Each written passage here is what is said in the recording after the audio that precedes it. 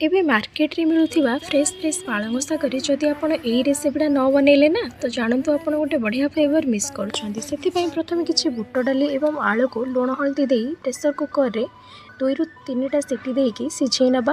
Then गोटे कड़ाई रे किछि सोरिष तेल नै सेतिरे किछि जीरा सुखिला लंका तेजपत्र देई कटा होइतिबा पियाज पकई भाजिला परे गोटे चमच अदा रसुण रो पेस्ट और गुंड मसला जेमति कि हल्दी गुंड लंका गुंड जीरा गुंड धनिया गुंड पकई कसिबा। देन कटा होइतिबा टमाटो पकई किछि समय कसिला परे सिझी रखितिबा बुट डाली को पकई 10 ରୁ 15 मिनिट पर्यंत फुटई नेबा एवं 2 बिडा पालंग शाग को काटी पकई गोळेई दिला परे लास्ट रे 2 चम्मच गरम मसला पकई 5 मिनिट कवर करी फुटई नेला परे रेडी हे जिवो हमरो पालंग बुटर ई रेसिपीटी। तो याको आपण चाहिले रोटी कि परोटा संगे तो खाई परिबे। और हाँ वीडियो भल लगी लाइक शेयर सब्सक्राइब तो निहाती करदेवे।